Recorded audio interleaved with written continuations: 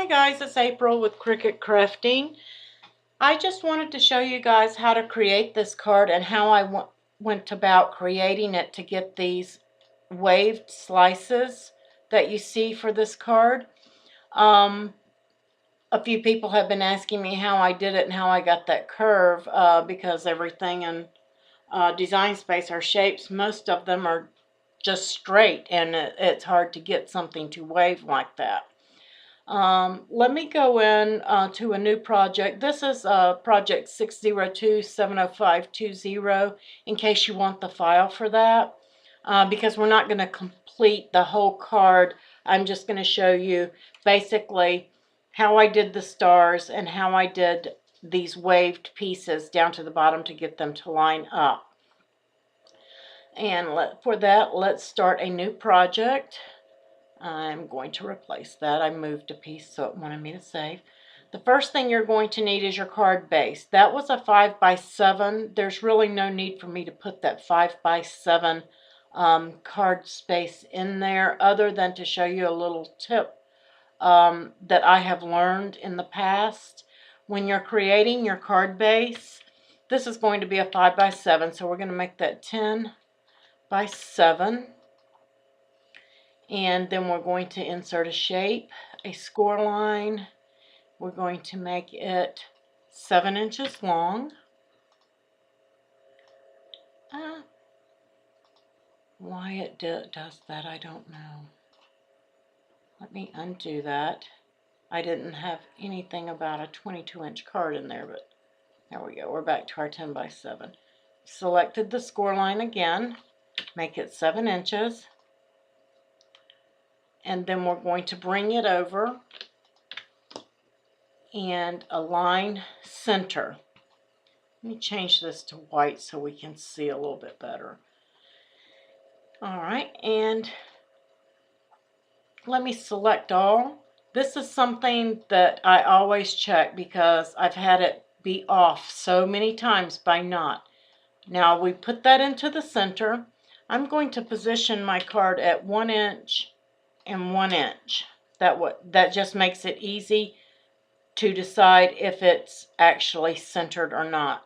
So many times I've made my card, it's scored, folded it, and I had this little lip either on the front or the back because it didn't score in the center. This one is actually positioned at 6 inches, which this is at position 1, so that would be center. If my card was over here at 1, then it would want to be on the 5. But because I put it over at the 1 inch and 1 inch to allow me room to maneuver with all of my buttons, that's where I need to position it, 1 and 1. Then you're going to click on your score and make sure it's at the 6 and 1 position. Then you can select all and attach. Next, we're really not going to need that anymore. A lot of people like to work off of it, but I'm just going to hide it for now. I don't need it. I'm going to insert a shape and put in a square. Now this square, I want it to be, my card folded is a 5x7, so I want this to be a 4.75. And I'm going to unlock it by 6.75. That's a 1/4 inch smaller than my card base. That way I can see just a tiny bit of the card all the way around this panel. This panel on the card would be the gold panel, and I'll put a thumbnail for the picture so that you can see how the card turns out. This is going to be our basic working space. So the flag part itself will need a square, and it's going to be a little bit smaller than this one, so we're going to go 4.50 on the width. However, we're not going to do that on the length. The length is going to be 6.25. And the reason I've got that so much shorter is because your stripes, in order for this gold panel to show through just a tiny bit on each one of those, it needs to be a little bit smaller. If you use the file that I showed you before, it's not going to be. That is made for the stripes to be up against each other. you can get away with just a little bit of the gold peeping through, but not much. This will give you much more play area, because I noticed that when I glued my bottom on and started working the way up, that the top, my flag, I had to overlap it just a little bit, which my banner hid, but I didn't have any wiggle room there in order for the gold to show around the top edge as well. And you don't want it sitting up over the edge like this. It's going to create a funny look and draw the eye. So this is going to be our flag, so just so that we can keep it separate, let's make it a dark blue so that we can see that. And we won't need this panel for right now. We can hide it too. Next, you're going to need to insert an image. And I like to get all my images at once. So I looked for a medal. And this is the one that I chose. This is the heart medal off the Stand and Salute. So I've got that ready to insert. And then I needed a banner. This one would look very well on that as well. That is the Star Medal. Next, we're going to need a banner. And I want one with a wave in it so that I can create that wave effect. So I selected this one here from Bits and Pieces. And I also needed a straight banner, and this is also off the Bits and Pieces.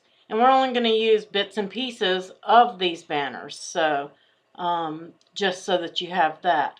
Next, you can see that we've got everything down here at the bottom, so we can go searching for all our images at once. We're going to need the flag. And I just found this easier because I didn't want to have to cut all those little stars and line them up. So I selected this flag, and then we're going to insert images. And it may take it a moment to load all of these. There we go. On this banner here, the pink and the peach colored, you can ungroup and you can get rid of that pink layer. You're not going to need it. We just want this wave right here. That's all we're going to use. On this banner here that comes in so large, you can layer this and get that layered effect. However, I didn't want that because I wanted the flag and the star to stand out, which we forgot to get our star. We'll go back and get that. I wanted it to stand out more than the banner, so I'm going to ungroup that, and I'm going to get rid of that top layer. I'm going to unlock this, and I'm going to change it to 4.5 by 0.75. It doesn't need to be very big. Just about as wide as, I think I'll make that a 4.25. Shorten it. There we go. And that looks good. And we're not going to need this. You can put whatever you want on here. I put Some Gave All, and I used the Karma font. You may not have that font on your computer, but select your font, select your sentiment, put it on, make sure you change it to writing, and attach it. You will want to attach your writing to that. For right now, we're done with that as well, so we can get rid of that.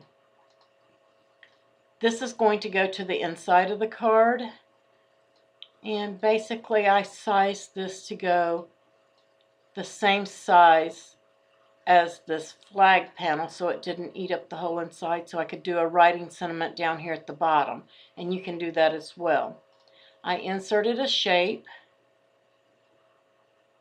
and I unlocked the square, and I made just a little bit of a bar, because those are cut marks, and I wanted to be able to thread that through because I cut that out of purple on the other one, and I wanted it to fit on the inside of the card and be able to fit through those slit marks,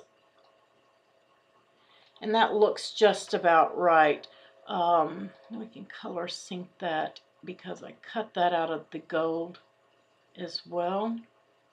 I'm not finding my gold layer yet. Okay, there it is. Well, wrong one. That's okay. We'll change that too. There we go. And let me come back over to the layers panel. And I got rid of all of these extra layers here. I just deleted them. I didn't need them. It's up to you how you cut yours. But all of these extras just weren't needed, and I felt like it was just kind of trying to bog down the file. So I got rid of those. I cut this out of a purple.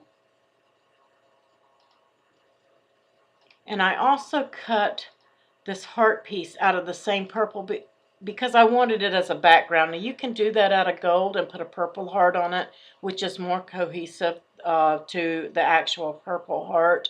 But I had a gold heart that was one of the Cuttlebug embossables to run through the embossing folder that I put on top. So I wanted a purple background for that.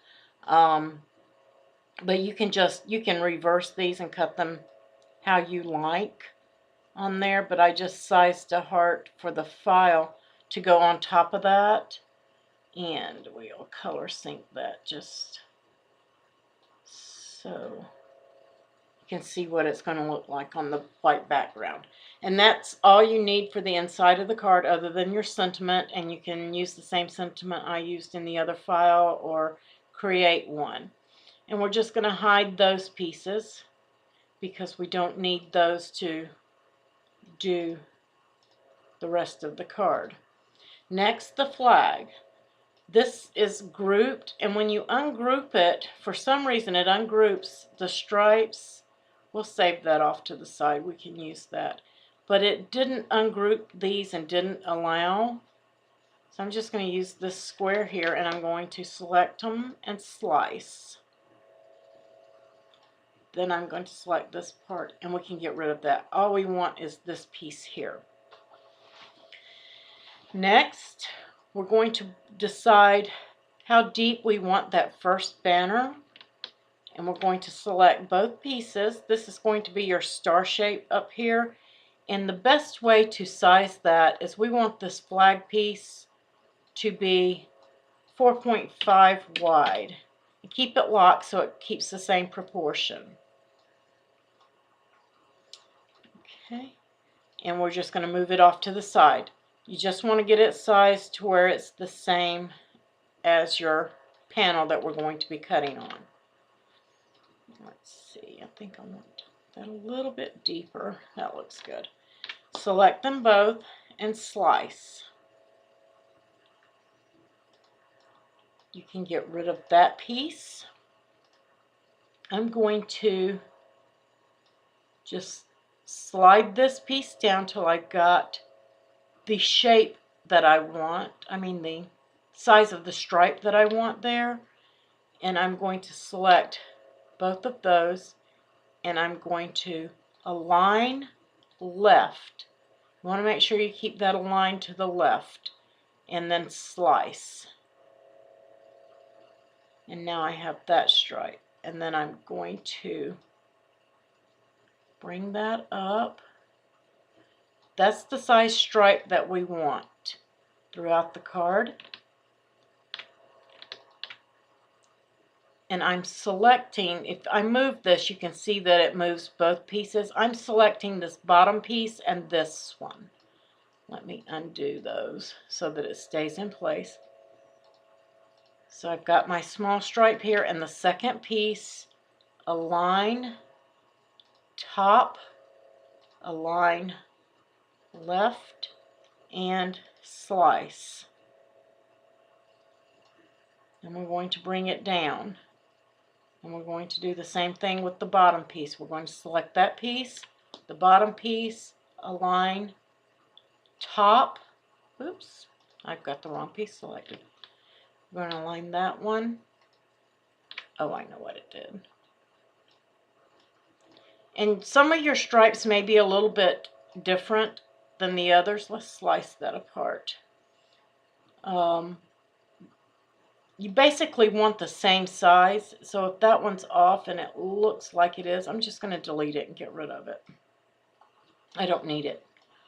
Let me, wrong box.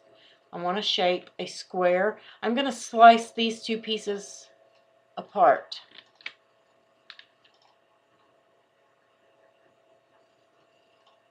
And I can get rid of that, and I can get rid of that. So now we have the top of the flag. We have what will be a white stripe here. We can go ahead and change that, or an off-white. I did use an off-white parchment type. Get rid of that. Then we have our second stripe, and just remember you're going to have a little bit of a gap in between each piece. It won't be that large, but you will have that gap. Then we're going to select this piece and this piece, align top, align left, and slice.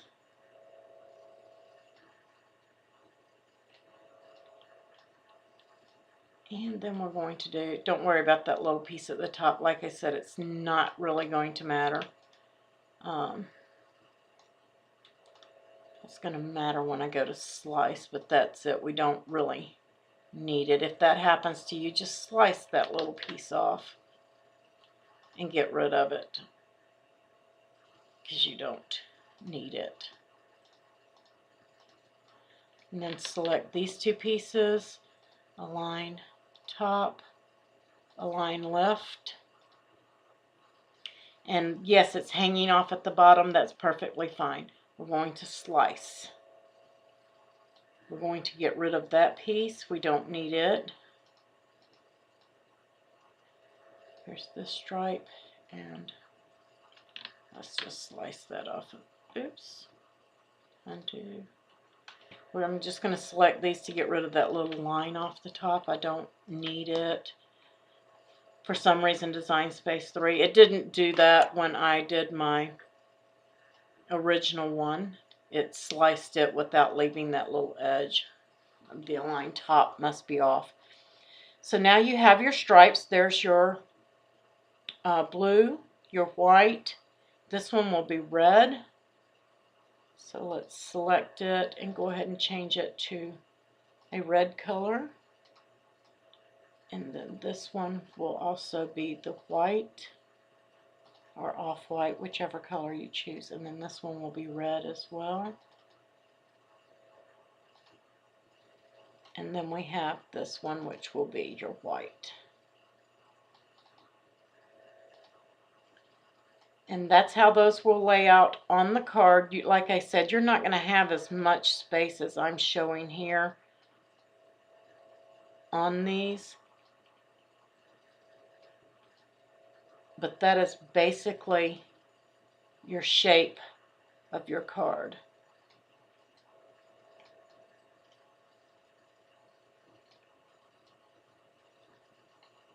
I'm trying to line them up almost perfectly, and that's probably not going to happen, eyeballing it. But you just want a little bit of that gold to peep through. You don't want a lot, but you want to have a little bit of playroom around the top and bottom. Okay, this piece here is where our stars are going to come from. We're going to duplicate it. And because you want, unless you want gold stars, you are going to need a duplicate copy. Let's select that one and make it white. That's going to be our white background. Going to align these two pieces. Align to the top. And then we're going to slice it. This is the only piece you're going to need off of that, and it should match up perfectly with the other one because we duplicated that and sliced from that. Then you can delete this. We won't need that anymore. And then you can unhide all of the stuff that we hid before and place that. Let's unhide there. Unhide. Unhide.